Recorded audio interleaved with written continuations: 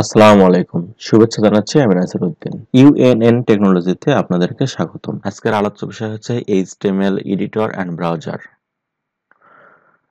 কোনো একটা এইচটিএমএল ফাইলকে যদি আমরা ব্রাউজারে রান করতে চাই তাহলে প্রথমে আমাদেরকে ওই ফাইলের ভিতর কিছু কোড লিখতে হয়। যেমন একটা ফাইল নিলাম আমরা name.html। তো এই ফাইলের মধ্যে কিছু কোড লিখে রাখতে হয়। সেই লেখার জন্য যে সফটওয়্যারটা ইউজ করা হয় সেই সফটওয়্যারকে বলা হয় এডিটর। আর যে সফটওয়্যারের সাহায্যে ওই লেখাকৃত কোডটাকে আমরা ব্রাউজারে রান করতে পারি বা দেখতে পারি সেটার নাম হচ্ছে ব্রাউজার। তাহলে ব্রাউজার কি? ব্রাউজার হচ্ছে যে সফটওয়্যারের সাহায্যে কোনো একটা এইচটিএমএল ফাইলকে আমরা পড়তে পারি বা কোনো একটা ওয়েবসাইটকে আমরা ভিজিট করতে পারি, তাকে বলা হয় ব্রাউজার। আর এডিটর হচ্ছে যে সফটওয়্যারের সাহায্যে কোনো একটা এইচটিএমএল ফাইলকে আমরা লিখতে পারি, সেটা হচ্ছে এডিটর। এরকম এডিটর অনেকগুলো আছে, যেমন একটা হচ্ছে আমাদের কমন সেটা নোটপ্যাড। সেটা কি? নোটপ্যাড। আর একটা সফটওয়্যার নাম হচ্ছে নোটপ্যাড প্লাস প্লাস। এগুলো হচ্ছে editor software, notepad plus plus. আরও আছে ভিএস কোড অর্থাৎ ভিজুয়াল স্টুডিও কোড। তারপরে আছে হচ্ছে আমাদের সাবলাইম টেক্সট।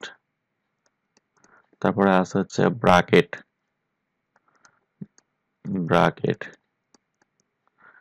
এরপরে এগুলো হচ্ছে আমাদের কমন কিছু এডিটরের নাম। ব্রাউজারের নামগুলো যদি আমরা একটু বলি তাহলে ব্রাউজারগুলো কি?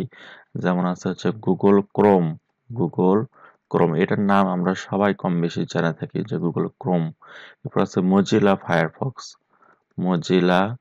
ফায়ারফক্স। এরপরে আছে হচ্ছে ওপেরা মিনি। এরপরে আছে হচ্ছে আমাদের safari, internet explorer.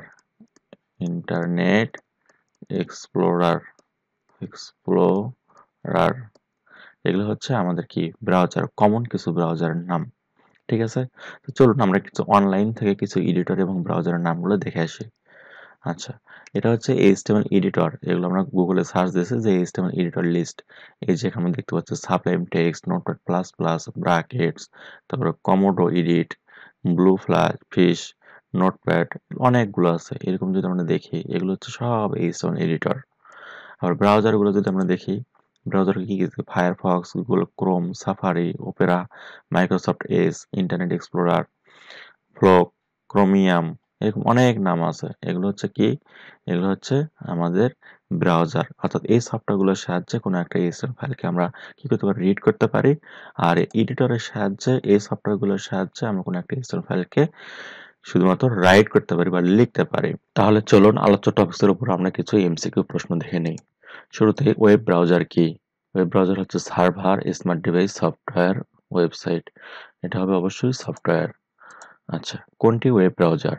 Firefox, Microsoft Outlook, Yahoo Messenger, Google drops. এটা হবে ফায়ারফক্স। আচ্ছা, সার্চ ইঞ্জিন হলো গুগল, মজিলা, ইয়াহু। মজিলা হচ্ছে আমাদের ব্রাউজার, তাহলে অবশ্যই সার্চ ইঞ্জিন হচ্ছে গুগল এবং ইয়াহু। তাহলে 1 এবং 3, এই যে খ নাম্বার 1 এবং 3। কোথায় এইচটিএমএল কোড লিখতে হয়? ডেটাবেজে না, সার্ভারে না, ব্রাউজারে না, ফাইলে লিখতে হয়। কোথায় লিখতে হয়? ফাইলে এইচটিএমএল কোড। নিচের কোনটি টেক্সট এডিটর?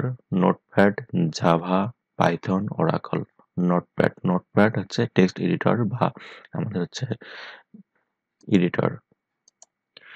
কোনটি এইচটিএমএল ফাইল প্রদর্শন করে? Server, browser, database, graphics software. ব্রাউজারে আমাদের এইচটিএমএল ফাইল কি হয়? প্রদর্শন করে। ওয়েব ব্রাউজার হলো Google Chrome, safari, YouTube. Google Chrome এবং সাফারি 1 এবং 2। আজ এ পর্যন্তই। দেখা হবে পরবর্তী টিউটোরিয়ালে। ভিডিওটি ভালো লাগলে বন্ধুদের সাথে শেয়ার করতে ভুলবেন না কিন্তু। সেই সাথে পরবর্তী নোটিফিকেশন পেতে চ্যানেলটিকে এক্ষুনি সাবস্ক্রাইব করুন এবং বেল বাটনে ক্লিক করুন। পাশে থাকার জন্য ধন্যবাদ।